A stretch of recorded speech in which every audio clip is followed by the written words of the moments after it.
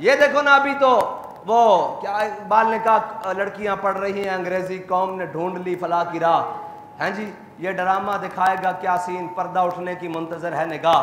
ہم جب کہتے تھے کہ اوئے حضرت جنید بغدادی سے کسی نے پوچھا نا کہ جناب بتائیں ایک عورت مرد سے تعلیم حاصل کر سکتی ہے، تو حضرت جنید بغدادی نے فرمایا بھئی پڑھنے والی رابعہ بصری ہو، پڑھانے والا بایزید بستامی ہو، جو کچھ پڑھا جا رہا ہو وہ کلام اللہ ہو، اور جہاں پڑھایا جا رہا ہو بیت اللہ ہو، تب بھی جائز نہیں ہے. لیکن قوم کہتی تھی یہ مولوی بڑے شدت پسند ہے. میں نے کہا تم نے کیا لیا اس تعلیم سے؟ یہ حوریان مغربی دل و نظر کا حجاب. اقبال کہتا ہے یہ مغربی حوریان جنہوں نے تمہیں بڑا سارا کچھ دکھایا بنا سوار کر، کیا دیا انہوں نے؟ ایک شخص کے موبائل سے ہیں جی ہزاروں عزتیں تار تار ہوئی ہیں، ایک شخص کے موبائل سے. اقبال نے کہا یہ ڈرامہ دکھائے گا کیا سین، پردہ اٹھنے کی منتظر ہے نگاہ. ایک پردہ اٹھائے تو دیکھو تمہارا بنا کیا ہے. اور جہاں عزت دے کر تعلیم حاصل کر لی ہو اس تعلیم سے تو بندہ بھوکا مر جائے، یہ بہتر نہیں ہے. جب ہم کہتے تھے کہ جناب نہیں اس طرح نہیں جائز، اس طرح نہیں ممکن، یہ حالات خراب ہو جائیں گے، قوم کے مولوی بڑی شدت پسند ہے جی، مولویوں کو جدت ہونی چاہیے. میں نے کہا جدت سے تم نے کیا لیا ہے؟ اب تو بغیرت بن کے جینے والی بات ہے. تم نے بتاؤ کوئی پوچھنے والا ان سے ہے کہ یہ بنا کیا ہے؟ اور اس میں تو بڑے بڑے پردہ نشینوں کے نام ہیں. پہلے دن نام آیا کہ بڑے بڑے وفاقی وزراء کے نام ہیں، لیکن نام دبا دیے گئے، کوئی نہیں پوچھنے والا. اس سے بھی بڑی بات ہو جائے گی کوئی پوچھنے والا نہیں ہے، اس لیے کہ ہم نے جو آنکھیں بند کر لی ہیں، ہم نے جو حضور کے دین کو، جب حیا کی بات ہو او جی کون چل سکتا ہے اسلام پر؟ میں نے کہا تم اسلام پر نہیں چل سکتے، دو خراج اپنا، دو اب بے حیائی کا خراج دو نا.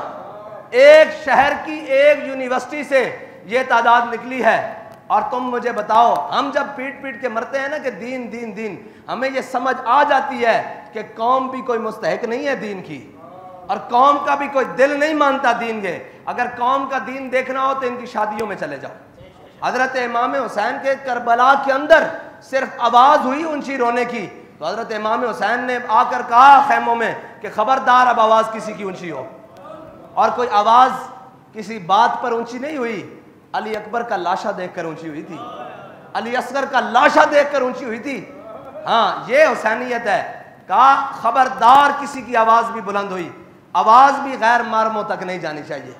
ہیں جی یہ ہے حسینیت. اور جب یہ بات کریں تو پھر کہیں گے جناب کون اسلام پر چل سکتا ہے؟ جی آپ کیسی باتیں کرتے ہیں، آپ کیا باتیں کرتے ہیں، آپ جناب کیسے، قوم کیسے چلے گی جناب اسلام پر جب عزتیں تو لٹوا رہی ہو تعلیم کے نام پر؟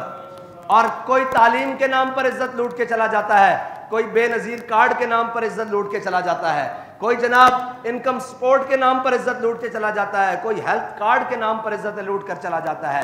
یہ ہے وہ نظام، یہ ہے وہ جمہوریت، یہ ہے وہ جس کا راگ الاپتے ہوئے آج 76 سال گزر گئے ہیں. اب تو تعلیم کے لیے عزتیں نہیں بحال، بلکہ اس نظام میں تو پیسے دے کر عزتیں لٹوائی جا رہی ہیں. ہاں جی ایک تعلیم یہ ہے کہ مفت حاصل ہو رہی ہو، ایک ہے کہ پیسے دے کے ایک ایک سیمسٹر کے، اور ایک ایک جناب وہ جو ہیں سسٹم کے، اور ایک ایک MBA اور جو بھی ان کی تعلیمی نظام ہیں، ایک ایک سال پورا کرنے کے لیے لاکھوں کی فیس دے کر عزتیں لٹوائی جا رہی ہیں. یہ نظام تعلیم دیا. وہ تو لارڈ میکالے جب اس بر صغیر میں آیا تھا تو اس نے آ کر کہا تھا کہ میں واپس جا کر تقریر کی، اس نے کہا تم اس قوم کو شکست نہیں دے سکتے. اس نظام کو چھوڑ کر ہم نے یہ نظام اپنایا ہے. ہاں صاف سن گیا ہے قوم کو بھی، ہاں سب کو، اس لیے کہ حضور کے دین کو جو کمر کی ہے، قرآن کو پیچھے چھوڑ کر یہ تعلیم جدت کے نام پر آئی تھی. تو پھر اس طرح ہی ہونا تھا نا. اگر قرآن کو پڑھا ہوتا تو پھر اس طرح تو نہیں ہو سکتا تھا نا. اگر قرآن کا نظام ہوتا، قرآن کی تعلیم ہوتی، پھر تو اس طرح نہیں ہو سکتا تھا نا. پھر تو حیا اور محبت کا درس ہونا تھا، پھر تو وفا و عشق کا درس ہونا تھا. لیکن یہاں تو عزت تاراج کر کے، سارا کچھ تاراج کر کے. اور میرے آقا مولا صلی اللہ علیہ وسلم قرون اولیٰ کا زمانہ ہے جہاں بابا جی احتیاط سے بات کرتے ہوئے کہتے تھے کہ جب مدینہ پاک میں زلزلہ آیا نا تو حضرت عمر نے اگلے دن تقریر کی، فرمایا ما ھذا ما حدثتم. اس کے بعد حضرت بابا جی فرمایا کرتے تھے کہ صحابہ کرام نے کیا کیا ہوگا؟ اتنا ہی کیا ہوگا نا کہ کوئی نماز بغیر مسواک کیے پڑھا دی جاتی ہوگی، پڑھا دی گئی ہوگی یا پڑھ لی گئی ہوگی. یہی ہوا ہوگا نا، اتنا پاک دور. لیکن میرے آقا و مولا صلی اللہ تعالیٰ علیہ وسلم کی ظاہری حیات میں مسجد نبوی کے 2 دروازے تھے، ایک سے مرد داخل ہوتے تھے اور ایک سے عورتیں داخل ہوتی تھی. جب میرے آقا و مولا صلی اللہ علیہ وسلم کے ظاہری حیات کے بعد جب مسجدوں میں عورتیں آنا بند ہو گئی تو حضرت عبداللہ بن عمر سے کسی نے کہا کہ آپ اس دروازے سے کیوں نہیں داخل ہوتے؟ کہا میرے آقا و مولا صلی اللہ تعالیٰ علیہ وسلم نے منع فرمایا تھا. کہا اب عورتیں تو نہیں آتی؟ کہا حضور نے جو منع کر دیا تھا میں نے اس دروازے سے اندر نہیں جانا. یہ اس قرون اولیٰ کی دور کی بات کر رہا ہوں. اس دور میں بھی حضور نے فرمایا تمہاری نماز تمہارے گھر کے پچھلے کمرے میں زیادہ قبولیت ہے. یار فرض نماز اگر عورت کی پچھلے کمرے میں زیادہ قبولیت ہے، اور مجھے یہ بتاؤ کہ یہ کون سی تعلیم ہے جو عزت کو تاراج کر کے حاصل کی جائے، جو عزت اور غیرت کی جنازے نکال کر دیے جائیں اور بس نبکی ہے اب ہر حال پر، اور پتہ نہیں کس دن قوم کی آنکھیں کھلیں گی. یہ بات آج کی ہے، کل چپ ہو جائیں گے، پرسوں پھر ایک نیا تماشا ہوگا، ترسوں پھر چپ کر دیا جائے گا. یہ جناب اسی طرح چلتے رہیں گے اور صرف اتنا خیال ہوگا کہ چلو جی کوئی بات نہیں، یہ کسی کی بیٹی ہے نا، ہماری نہیں. ہاں ہماری بیٹیوں کا درد تب ہوتا ہے جب دین کا درد اندر موجود ہو. ملت کا درد تب موجود ہوتا ہے جب دین کا درد اندر موجود ہو. جب یہ احساس ہی نہ ہو کہ تو اپنے کماؤ، اپنے کھاؤ، اپنی دولت کے پیچھے پڑے رہو، تو پھر یہ احساس تو ختم ہو جائے گا. یہ احساس تو پھر زندہ نہیں رہے گا کہ ہم نے کس طرح کیا کرنا ہے.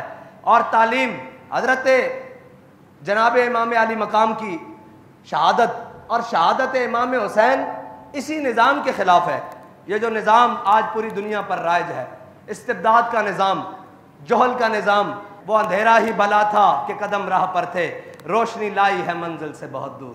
یہ روشنی جس کے پیچھے ہم سب صبح شام بھاگ رہے ہیں، اس روشنی کا انجام یہ ہے کہ آج ہماری عزتیں بھی پامال ہیں. تعلیم کے نام پر، صحت کے نام پر اور جناب سارے نام پر.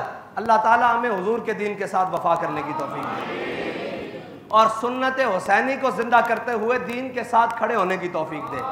اور ہم تو بڑے بڑے دینداروں کی شادیوں میں بھی گئے ہیں، بڑے بڑے دینداروں کے پروگراموں میں بھی گئے ہیں، بڑے بڑے دینداروں کے ان معاملات میں بھی گئے ہیں. ہمیں تو دین کی دال بھی نظر نہیں آئی.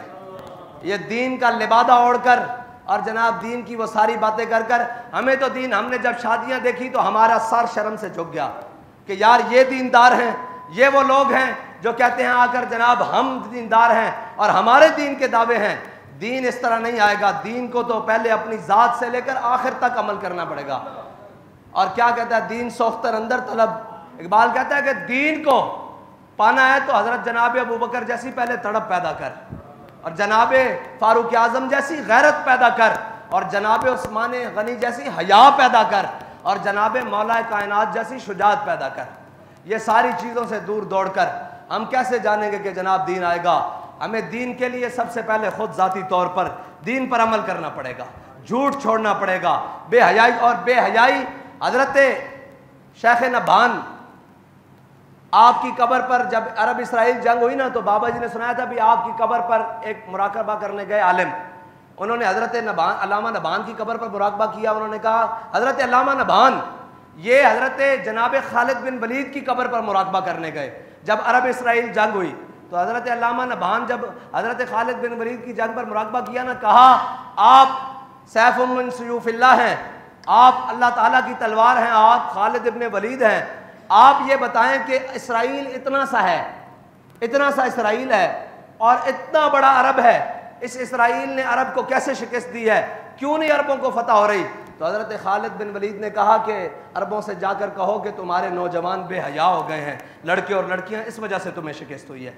جو قوم بے حیا ہو جائے نا، پھر حضرت جناب سیدنا صدیق اکبر نے بھی کہا تھا کہ جو قوم بے حیا ہو جائے پھر اللہ اس کے اوپر اپنا قہر مسلط کر دے گا. ہاں جی، اور اس کے اوپر اللہ عمہم البلا، اور اس کے اوپر اللہ تعالیٰ اپنی بلائیں نازل کر دے گا. اب جب بے حیائی کا عروج اس سطح پر ہے تو پھر ہمیں یہ کہنے میں جناب شرم نہیں ہونی چاہیے یا ہمیں عیر نہیں آنا چاہیے کہ ہمارے ساتھ کیا ہو رہا ہے. ہمارے ساتھ اسی لیے ہو رہا ہے کہ ہم نے اسلام کو چھوڑ دیا. جب میں یہ کہتا ہوں کہ یا اللہ میرا حال دیکھ، آواز آتی ہے بندے اپنا نامہ اعمال دیکھ. اللہ تعالیٰ مجھے اور آپ کو دین کی سمجھ عطا فرمائے. وآخر دعوانا الحمدللہ.